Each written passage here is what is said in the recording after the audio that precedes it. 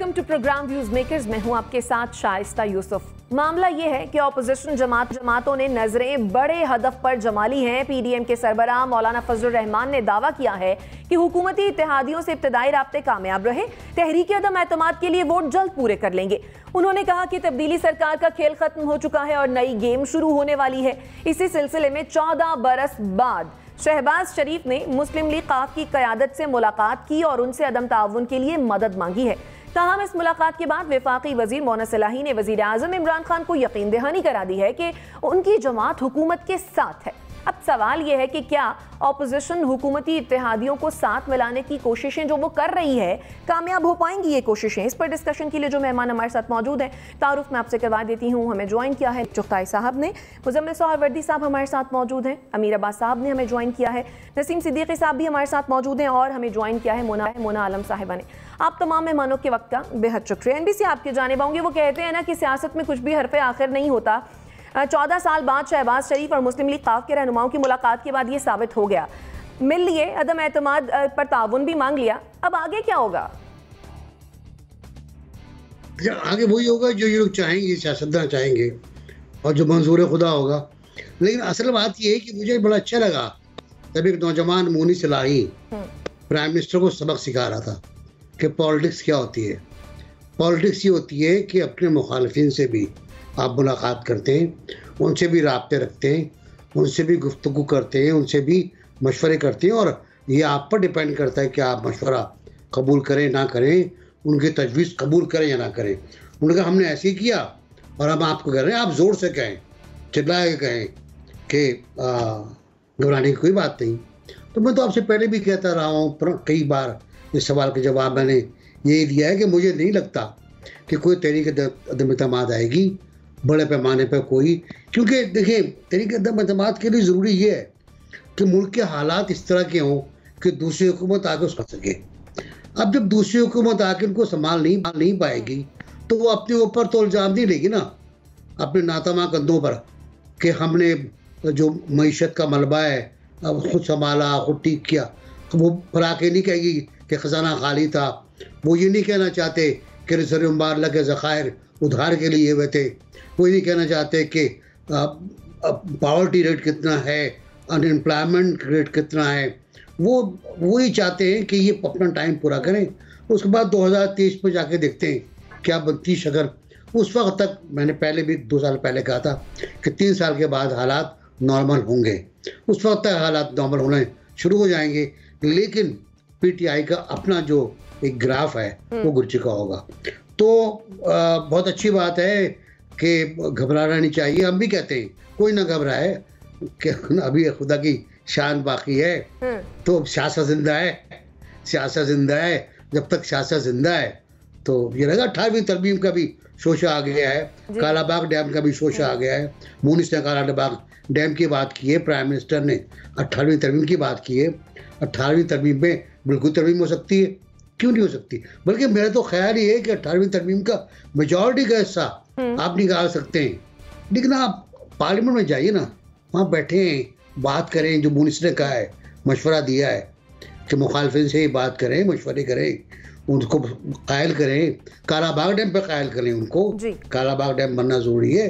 तो यही सियासत है, वरना तो हिमाकत है। ठीक, मुजम्मिल सोहरावर्दी साहब, आपके नज़दीक ज़रूरत ही क्यों पेश आई मोना सलाही साहब को कि उन्होंने यकीन दहानी कराई कि हम हुकूमत के साथ हैं? क्या लग रहा है हुकूमत घबरा रही है?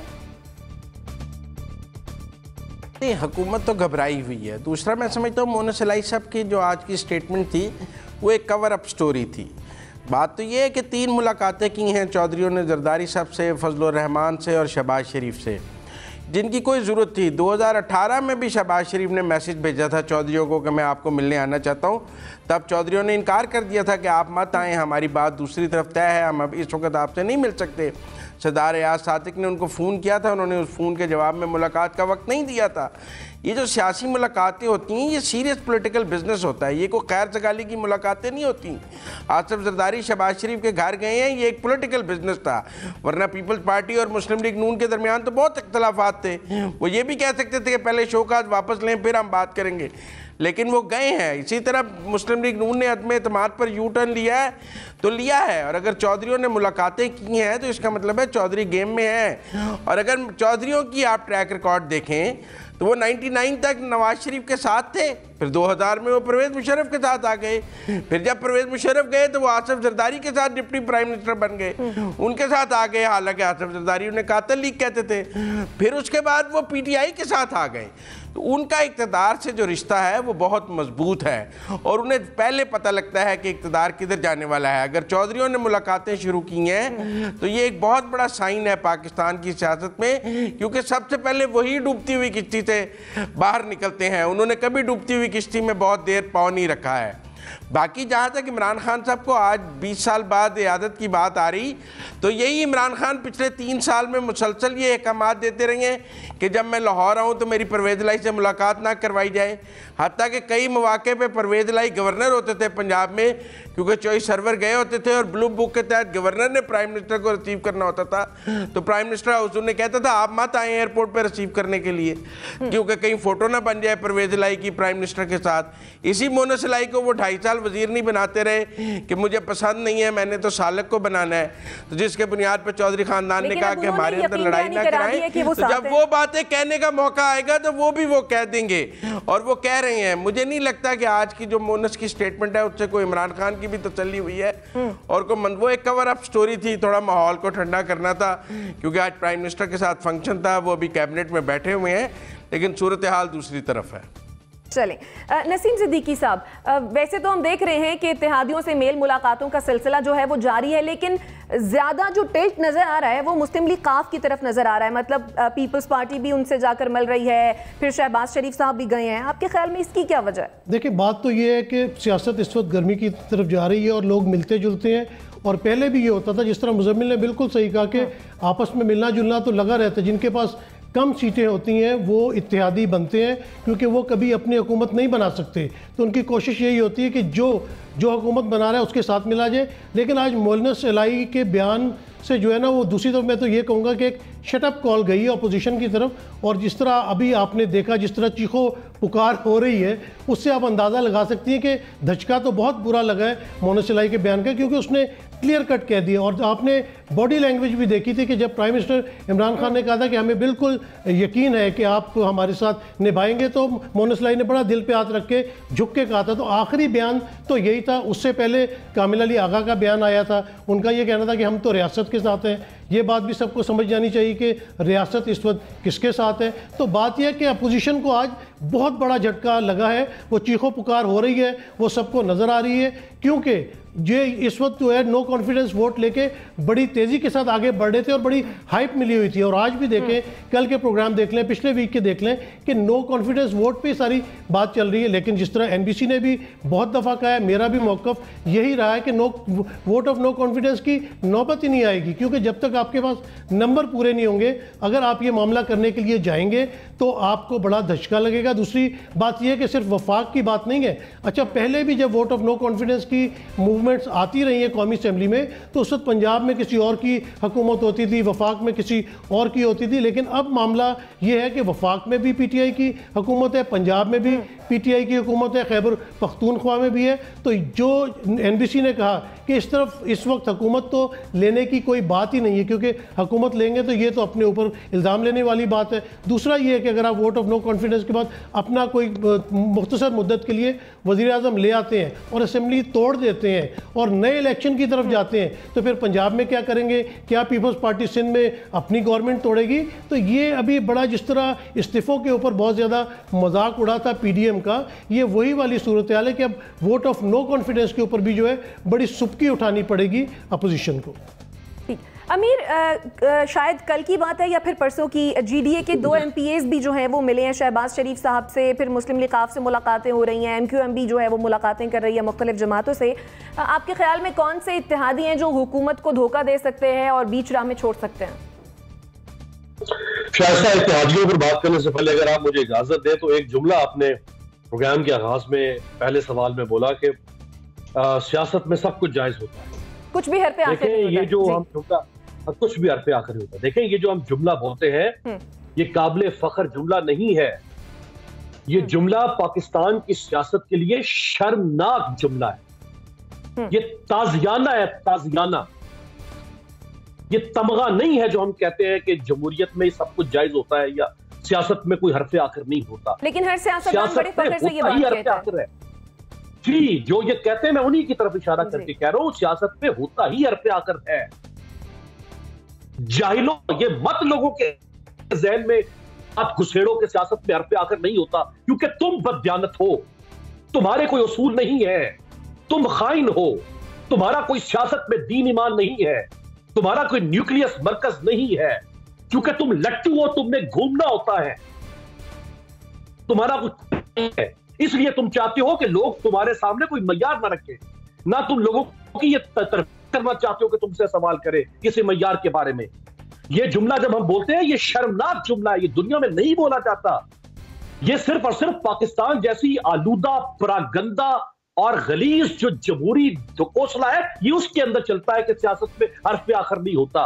सियासत में हरफ आखिर होते हैं उसूल, सियासत में हरफ आखिर होता है किरदार, सियासत में हरफ आखिर होता है जबान। ये जो सियासतदान कौम के सामने जबान देता है मंशूर की सूरत में, वो हरफ आखिर होता है। ये तो मुकर जाते हैं जब ऑपोजिशन में आते हैं, कहते हैं जनूबी पंजाब बनाएंगे, पेरिस बनाएंगे, फलाना करेंगे, ढमकाना करेंगे। जैसे इक़्तिदार में आते हैं, मैं सबकी बात कर रहा हूं, मिन हैसुल जमात बात कर रहा हूं। जब इक़्तिदार में आते हैं, मुनाफिकत, झूठ, गलाजत, जो भी आता है इक़्तिदार में, गुमराही, पिछल पैरी की तरह उल्टे पैर फिर जाते हैं। तो ये है इसकी हकीकत, ये जो जुमला है। जहां तक बात है इत्तेहादियों की, इमरान खान साहब की, देखिए इत्तेहादी जो है वो कोई इमरान खान साहब की खोंटी के साथ तो बंधे नहीं हुए, उनकी अपनी अपनी जमातें हैं। क्योंकि हमारे यहां मजबूरी है, 2/3 मेजॉरिटी किसी की आती नहीं है, और इत्तेहादी हुकूमत बनती है। वो नवाज शरीफ के साथ मौलाना फजलुर रहमान बैठ गए थे, हासिल बजंजो बैठ गए थे, महमूद खान अचकजई बैठ गए थे, पीपल्स पार्टी के साथ मौलाना रहमान भी थे, ALP भी थी, MQM भी थी। तो आज इमरान खान साहब के साथ भी 3-4 लोग बैठ गए हैं। तो इत्तेहादी को खोंटी के साथ बंधे हुए, उनकी अपनी सियासत है, उनकी अपनी जमातें हैं, उनको हक हासिल है, वो अगली अलाइनमेंट करें अपनी, ये तो उनका राइट है। जहां तक ये कि वो फैसला क्या करेंगे, तो मेरे ख्याल में वो जितने भी उनको कोई खींचने की कोशिश करे या वो किसी की तरफ जाने की कोशिश करे, वो भी अपनी जमा तफरीक करेंगे, और जमा तफरीक उनकी यही निकलेगी कि उनको इस वक्त इस हुकूमत के साथ रहना चाहिए, ये टाइम पूरा करना चाहिए, क्योंकि इस हुकूमत को गिरा के अगले साल के लिए किसी और को लेकर आएंगे वो, तो ये उनके मुंह पर हमेशा के लिए कालक लगी रहेगी कि इन्होंने एक इंस्टेबिलिटी पैदा की थी, इनके सहारे पर हुकूमत खड़ी की थी, इन्होंने हुकूमत गिरा दी। उस एक साल के अंदर इस मुल्क में कोई भी माई का लाल आके इस मुल्क को ठीक नहीं कर सकता। लिहाजा उनको भी पता है इस बात का कि इमरान खान को निकाल के कोई जैद बकर आके बैठ जाएगा, वो ठीक नहीं करेगा एक साल के अंदर। हाँ, या तो एक नया इलेक्शन हो, शरीहा ने एक नया मैंडेट लेकर कोई आए, तो वो एक और बात है। लेकिन अगर आप रिमेनिंग पीरियड के लिए किसी और को हुकूमत पे लाएंगे, तो ये एक कलंक बन जाएगी इत्तेहादियों के लिए, उनको कोई सियासी फायदा नहीं मिलेगा। सही। मोना, ये जो मेल मुलाकातें हैं, इनसे क्या लग रहा है, क्या होने वाला है? देखिए, ये अभी बात ज्यादातर तो हो गई है और मैं मोर और लेस इत्तेफाक करती हूँ, लेकिन देखिए बात क्या है कि इत्तेहादी को ही इसमें शक नहीं कि उनकी अपनी अलग जमात है, अपनी उनकी पॉलिटिक्स है। लेकिन जहां तक ताल्लुक है काफ लीग का, आपको पता है मोदी सलाई साहब काफी हुकूमत के खिलाफ बयानात वगैरह देते रहे हैं, खासतौर पर उनका ट्विटर ज़ूम आनी बातें भी करते रहे हैं, लेकिन वो सारा कुछ तब तक था जब तक वो वजीर नहीं बने थे। ये उनकी जमात की तरफ से एक डिमांड आई थी। अब जब वो वजीर हैं तो ज्यादातर तो काफ लीग के साथ जो प्रॉब्लम थी या जो एक इशू था वो तो हल हो गया है। और ये जो अश्योर किया है मोदी सलाही साहब ने, मुझे लगता है इसमें बहुत वजन है। आप इसको थोड़ा सा आगे जाकर एक और इसका न्यूज पीस के साथ या आज के न्यूज आइटम के साथ इसको मिलाकर अगर पढ़ें तो फिर पूरी बात समझ आती है। ऑपोजिशन ने भी और PDM ने ये फैसला कर लिया है कि बावजूद पीपल्स पार्टी के इसरार के कि नो कॉन्फिडेंस मोशन और इसके लिए रिक्विजिशन वगैरह जमा कराई जाए, इसको कॉल किया जाए। PDM ने ये फैसला किया है हतमी तौर पर कि क्योंकि उनके पास अभी तक नंबर्स पूरे नहीं है, इसलिए अब वो नो कॉन्फिडेंस मोशन फिलहाल के लिए जमा नहीं कराएंगे। और ये इसके लिए रिक्वेजिशन जो 20 मेरा ख्याल है अरकान दरकार हैं कि 20 अरकान जब इसमें रिक्वेस्ट करेंगे उसके बाद नो कॉन्फिडेंस मोशन को कॉल किया जाएगा। तो अब ये पीडीएम ने इसको फिलहाल के लिए सस्पेंड कर रखा है। ये एक बड़ी अहम खबर है। आप इन दोनों को मिलाकर पढ़ें तो आपको पूरी बात की इन टोटलिटी समझ आएगी कि जाहिर है ये सिर्फ लफाजी नहीं है, ये सिर्फ लफ्जों की अश्योरेंस नहीं है जो कि मोना सलाई साहब ने अपनी जमात के बिहाफ पर पीटीआई को दी है। ये एक्चुअल इन एसेंस बात यही है। अच्छा, एमक्यूएम की भी जो मुलाकातें थी वो भी खासी गौर तलब थी। मैंने अपने प्रोग्राम में इस हवाले से अमीन उल हक साहब जो इनके वफाकी वजीर हैं उनसे जुमे को पूछा था तो उन्होंने ये कहा था कि हम तो उनका शुक्रिया अदा करने के लिए मिले थे, क्योंकि बल्दियाती जो एक्ट है सिंध का उसमें टीएमएलएन ने और जेयूआई ने हमारा साथ दिया था जो सिंध हुकूमत के खिलाफ हम एजिटेट कर रहे थे। तो लिहाजा हम उनको शुक्रिया अदा करने के जैसे में मिले हैं और बिल्कुल कोई भी अल्फाज को मिस करे बगैर उन्होंने साथ ये भी कहा था कि हम चाहते हैं कि हुकूमत अपनी मुद्दत पूरी करे। ये मुझे लगता है सही बात है। 2017 में भी हम देखते हैं उस वक्त पीटीआई ऑपोजिशन में थी, तब भी इस किस्म की बातें हम सुनने लगे थे कि मिड टर्म इलेक्शन कॉल कर दें, सस्पेंड हो जाए सब कुछ। ठीक है मोना, आपका पॉइंट आ गया, अब वो रास्ता है। ठीक है एनबीसी, आप कुछ ऐड करना चाह रहे हैं? मैं बहुत अच्छी बात है, बहुत जबरदस्त बात है। दो बातें मैं करना चाहूँगा। एक तो अमीर ने कहा कि बहुत बुरा उसूल है, ये वाकई बहुत बुरा उसूल है। एक और उसूल भी है, कल का दुश्मन आज का दोस्त। ये भी इंतहाई फरसूदा और गलीज वाला बात है कि दुश्मन को आप दोस्त बना लेते हो, गले लगा लेते हो और फिर उससे हाथ मिला के गोदे में बैठ जाते हो। फिर अभी एक अमीर ने जुमला लफ्ज़ इस्तेमाल किया, शायद कुछ लोग पता नहीं होगा जो सुनने वाले, पछल पेरी। पछल पेरी क्या होती है? पछली चुड़ैल होती है एक, जिसके पैर पीछे की तरफ होते हैं। तो सियासत जो है वो दरअसल चुड़ैल के नाम है हमारी सियासत, कि जब चाहती है कहते हैं घिरी हुई है सियासत तमाशबीनों में। तवाइफ था वो अगरचे, लेकिन यहाँ सियासत हो गया। तो ये पूरी सूरत हाल है। अच्छा, एक और मैं गलतफहमी दूर कर दूँ, मैं इस बात पे कायम हूँ कि तहरीक नहीं आएगी। मैं आज भी कायम हूँ। मुना भी सही कह रही है कि मौखर हो गया, मौखर नहीं हुआ, था ही नहीं। लेकिन जो अभी नसीम ने कहा कि सिंध में क्या करेंगे, यहाँ क्या करेंगे, वो फार्मूला मौलाना परसों पेश कर चुके हैं कि सिंध के सिवा हम तमाम सूबों में लाएंगे तहरीक एतमाद।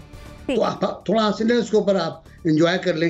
लेकिन वो कह चुके हैं कि वफाक में और 3 सूबों में हम तहरीक एतमाद लेकर आएंगे। लेकिन हालात ये हैं कि मुझे आज मुनी से बहुत अच्छा लगा सबक सिखाते हुए सियासत क्या है। ठीक, मुजम्मिल सोहरवर्दी साहब, आप भी कुछ कहना चाह रहे हैं? देखिए, मैं ये कहना चाहता हूँ कि हम एक मुल्क में रहते हैं, मुख्तलिफ नज़रियात के लोग हैं, मुख्तलिफ नज़रियात के तहत सियासत करते हैं।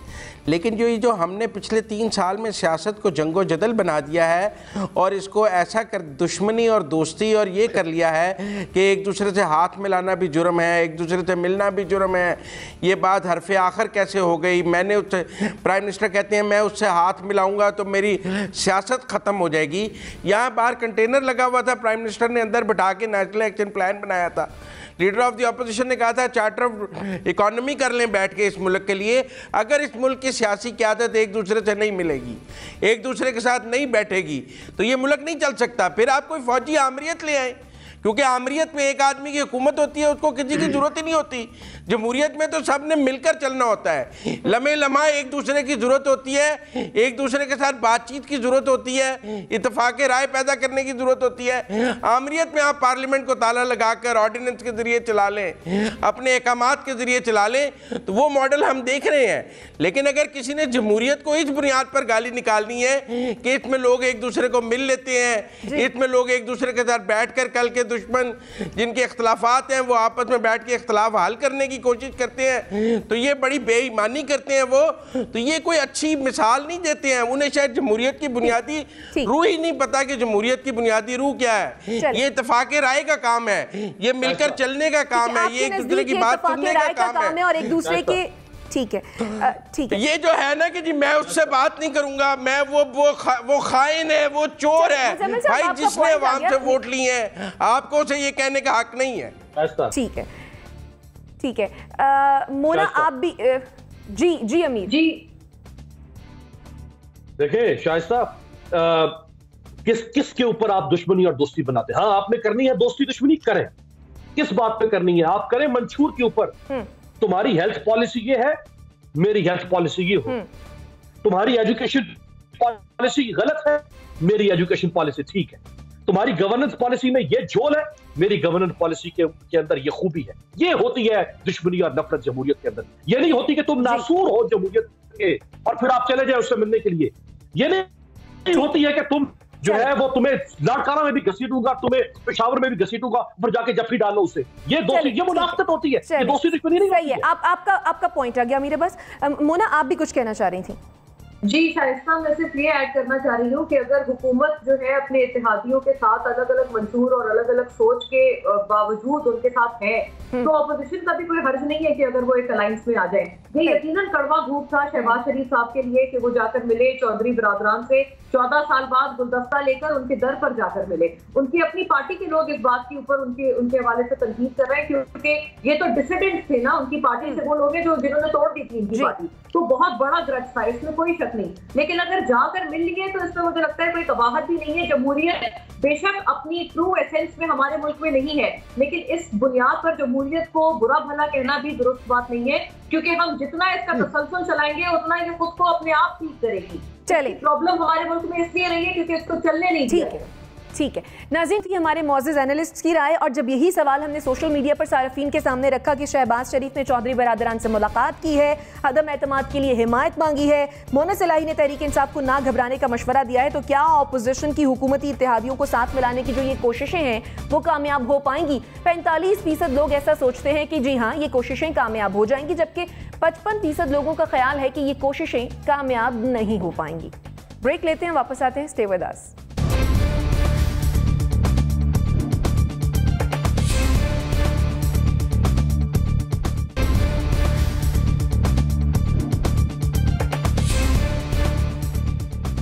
Welcome back after the break. आलमी वबा कोरोना के बायस पाकिस्तानियों की मुआशी मुश्किलात में इजाफा हो गया है। एप्सॉस पाकिस्तान के सर्वे के मुताबिक 44% पाकिस्तानियों के मुआशी हालात पहले से ज्यादा खराब हो गए हैं।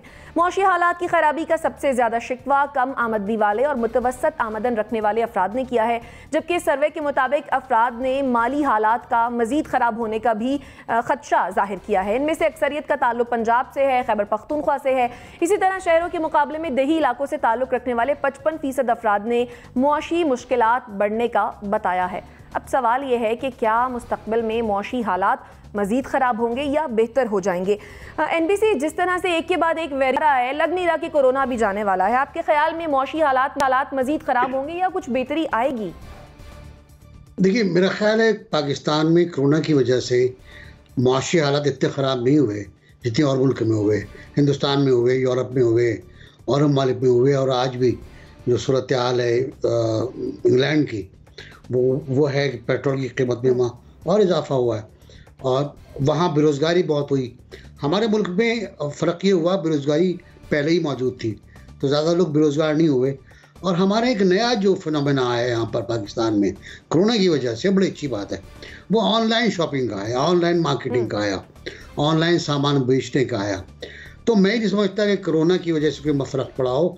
बिल्कुल हो सकता है बाज़ शहरों में, बाज़ इलाक़ों में प्रोडक्शन कम हुई है, फैक्ट्रियाँ कम चली हैं, उसकी वजह से प्रोडक्शन कम हुई है, लेकिन एक्सपोर्ट की प्रोडक्शन हमारी बरकरार रही, वो चलती रही और बड़ी अच्छी बात हुई है। हम खुद कहते हैं कि हमने बहुत आला बेहतरीन तरीके से कोरोना से निपटा और कम से कम नुकसान हुआ हमको, तो हमें बात को तस्लीम करना चाहिए। लेकिन पॉलिसीज़ जो हैं गवर्नमेंट की, उनके बाइस और दुनिया में होने वाली महंगाई जो आज और कल में और होने वाली है, पेट्रोल की, जो आपके बस में नहीं है, तो उसकी वजह से तो महंगाई में इजाफा होगा, माशी पॉलिसी किस्त में जाएंगी। मेरा अपना ख्याल ये है कि जो GDP बढ़ रही है हमारी जी, वो किस हद तक बढ़ रही है और कितनी ट्रिकल डाउन हो रही है। असल बात ये नहीं है कि आपने कितना इजाफा कर लिया GDP में और GNP में, वो कितना ट्रिकल डाउन हुआ नीचे की तरफ, कितना रोजगार मिला, कितने कारखाने लगे, कितनी फैक्ट्रियाँ लगी, ये हमें देखना पड़ेगा वो। और कोरोना को हमें मुर्द इल्जाम करार नहीं देना चाहिए। ठीक है अमीर, आपके ख्याल में कोरोना की वजह से एक आम आदमी की मुआशी सूरत हाल ख़राब हुई है या फिर कोई फ़र्क नहीं पड़ा, और आने वाले मुस्तकबिल में क्या ख़राब हो सकती है सूरत हाल मज़ीद? मेरा ख्याल जैसे नासिर बेग साहब ने फरमाया कि सिर्फ कोरोना एक वजह नहीं है। हाँ, बहरहाल कोरोना एक वजह है, हमारे मुल्क के अंदर भी, और बहुत सारे ऐसे मामलात हैं मईशत के जिनका ताल्लुक बतौर हमारी इंटरनेशनल कम्युनिटी के एक मुल्क के तौर पर है, तो उस वजह से भी चीज़ें मुतासर हुई है। लेकिन सारा नज़ला आप कोरोना पे नहीं गिरा सकते। उसमें जैसे पेट्रोलियम प्रोडक्ट्स है, उनकी कीमतों में इजाफा, वो भी हमारे बस पे नहीं है। उसका ताल्लुक भी सिर्फ कोरोना से नहीं है, जैसे अभी रूस और यूक्रेन के दरमियान जो सूरत हाल चल रही है उसकी वजह से मजीद अभी कीमतें बढ़ने का खदशा है। इसी तरह से पहले ईरान और सऊदी अरब के दरमियान जो टसल थी उसकी वजह से कीमतें बढ़ी थी। और तीसरी चीज यह है कि जो हमारी हुकूमत की अपनी पॉलिसीज जो सरीहन इनके अपने बस में था और ये नहीं कर सके, फॉरेन डायरेक्ट इन्वेस्टमेंट पाकिस्तान में को खातिर ख्वाह नहीं आ सकी। शुरू में उम्मीद ये थी कि इमरान खान साहब के फेस की वजह से या उनकी रेपुटेशन की वजह से या उनकी ब्रांडिंग की वजह से पाकिस्तान में बहुत सारा पैसा आएगा, बहुत बड़े बड़े मल्टीनेशनल ग्रुप्स दुनिया से कॉरपोरेट लेवल पे पाकिस्तान में आएंगे और यहाँ पे कम से कम 30-40-50 अरब डॉलर की इन्वेस्टमेंट होगी 5 साल में। वो नहीं हो सकी। अगर वो होती तो मुल्क में नई फैक्ट्रीज लगती, रोजगार चलता, तो मईशत जो है वो रमा रहती। इसी तरह से जो IMF के पास ये गए हैं वो तो कोरोना से पहले चले गए थे, ये 2019 के स्टार्ट में, मिड या स्टार्ट में कहीं, तो वो उस कोरोना तो आ रहा है दिसंबर 2019 में और पाकिस्तान में वो पहुंचता है मार्च 2020 में। तो ये तो इमरान खान साहब कोरोना पर नहीं डाल सकते ना। ये क्यों गए IMF के पास? जब आप IMF के पास गए तो IMF ने आपका बाजू मोड़ा, आपकी गर्दन मोड़ी, उन्होंने कहा ये भी महंगा करो, ये भी महंगा करो, ये टैक्स भी खत्म करो, और महंगाई बढ़ती चली गई। बिल्कुल। अच्छा मोना, जिस तरह से ये सर्वे आया है उसमें जो शिकायतें की हैं वो ज़्यादातर वो लोग हैं जो मुतवस्सित तबके से ताल्लुक़ रखते थे या जिनकी आमदनी कम थी। आपके ख्याल में इन लोगों के लिए हुकूमत के पास कोई मौसर हिकमत अमली है?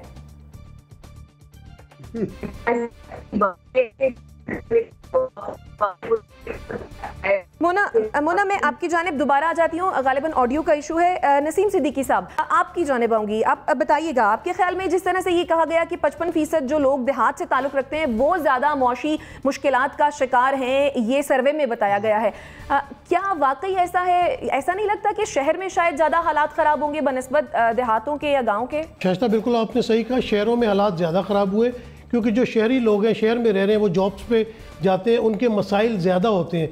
जबकि जो देहात में लोग रह रहे हैं लो इनकम के ऊपर अगर काम करें तो वहाँ एहसास प्रोग्राम के ज़रिए लोगों को पैसे पहुँचाए गए। लेकिन इस मामले में तमाम तर जो है ना वो जो अपना मलबा गिरा वो मिडिल क्लास के ऊपर गिरा क्योंकि लोगों की नौकरियां ख़त्म हुई, किसी की सैलरीज हाफ कर दी गई, जो अपना छोटा मोटा कारोबार करते थे वो तबाह हुआ। तो जो शहरी ज़िंदगी थी वो ज़्यादा मफलूज हुई।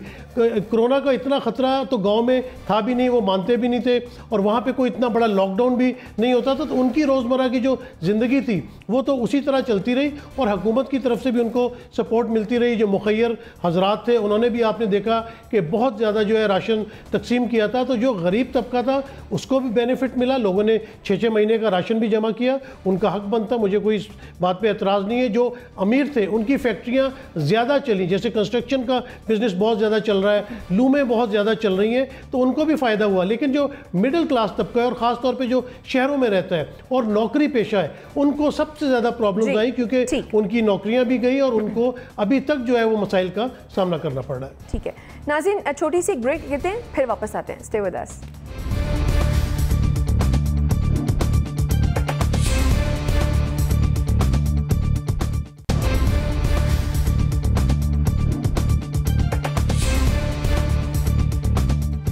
Welcome back after the break. Break पर जाने से पहले हम बात कर रहे थे एप्सॉस पाकिस्तान के सर्वे के हवाले से। मोना, आपके जानिब आऊँगी, आपके ख्याल में मुस्तकबिल में मुआशी हालात मज़ीद ख़राब होंगे या फिर बेहतर हो जाएंगे?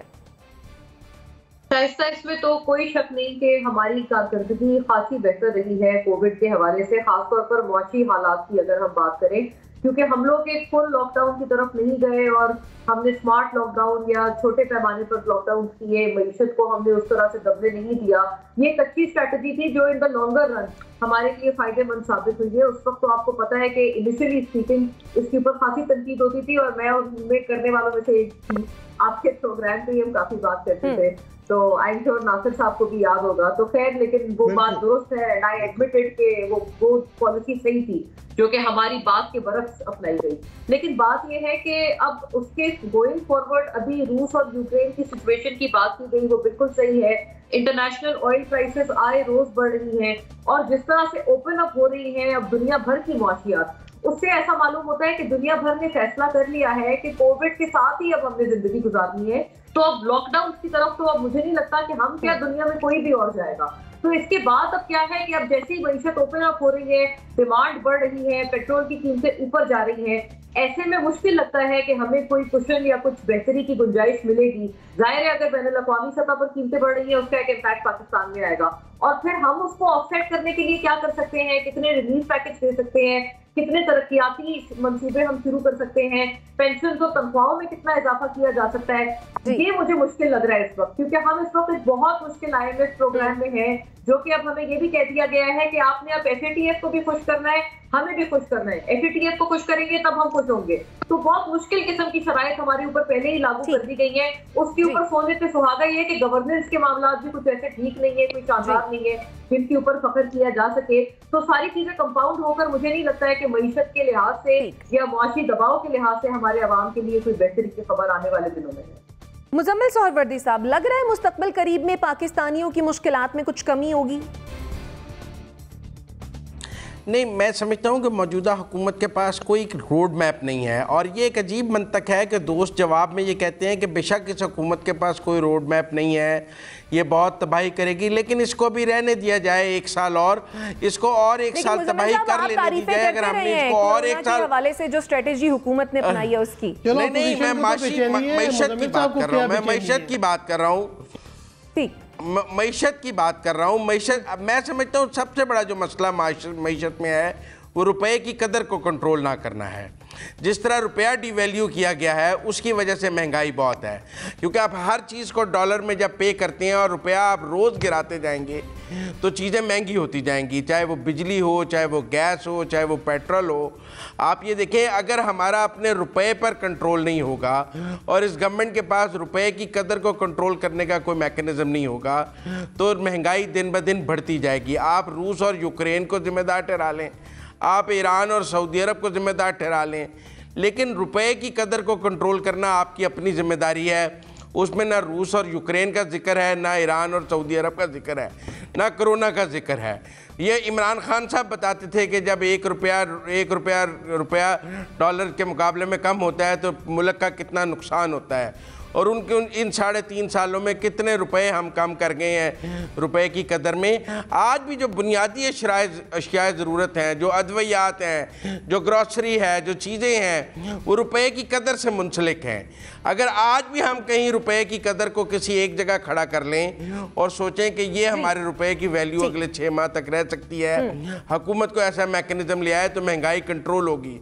लेकिन अगर सुबह उठेंगे और ₹1 और डॉलर से और गिर गया होगा, महंगाई और बढ़ जाएगी और गरीब और मुतवसत आदमी के लिए बहुत मुश्किल होता जाएगा, क्योंकि रुपया बेशक गिर जाए तनख्वाह तो नहीं बढ़ती है, वो उसकी डॉलर की टर्म्स में वैल्यू तो कम हो जाती है, लेकिन यानी आपके ख्याल में मौशी हालात जो है आम आदमी के वो मजीद खराब होंगे। मुन्ना अभी कुछ कहना चाह रही है? नसीम सिद्दीकी साहब का कमेंट ले लो फिर आपकी जानिब आती हूँ। जी नसीम सिद्दीकी साहब। जी बात हो रही थी कि इस हुकूमत के पास कोई रोड मैप नहीं है। इस हुकूमत के दौर में आपके एक्सपोर्ट्स बढ़े हैं, रेमिटेंसेस बढ़ गई हैं, टैक्स कलेक्शन बढ़ गई है, लेकिन ये उनको लाना चाहते हैं। इनको बेचैनी इस बात की है कि जो इस मुल्क को लूट के ले गए, जिन्होंने करप्शन का बाजार गर्म रखा, बस किसी तरह वो आ जाए। वो 35 साल में कोई रोड मैप नहीं दे सके, इनके 3 साल के रोड मैप से बड़ी प्रॉब्लम आती है। Mona very quickly. जी सिर्फ इतना अर्ज है, ये बात मुझे आप मौका देंगे जवाब देने का इसका? वजह से ये बात दुरुस्त है कि रुपए की कदर कम होने की वजह से खासा हमारे ऊपर दबाव आया है, क्योंकि हमारा असल इन्हिसार इंपोर्ट्स पर है। लेकिन दूसरी बात गलत है कि रुपए की कदर को हम खुद मैन्यूवर कर सकते हैं, हम नहीं कर सकते। हम इसलिए नहीं कर सकते क्योंकि हमारे पास डॉलर नहीं है, सीधी बात है। ठीक है एडबीसी, आप कुछ कहना चाह रहे हैं वेरी क्विकली, क्योंकि क्लोजिंग का वक्त बहुत मैं कहना जल्दी से के बात इतनी सी है कि हम अपनी जो डोमेस्टिक पॉलिसीज हैं दफा करें इंटरनेशनल प्राइसेस को, डोमेस्टिक पॉलिसी भी देख लेना आप। माफी चाहूंगी, वक्त के सबब मुझे आपको इंटरप्ट करना पड़ा। नाज़रीन, इसी के साथ मुझे और मेरे मेहमानों को दीजिए इजाजत। अल्लाह निगहबान।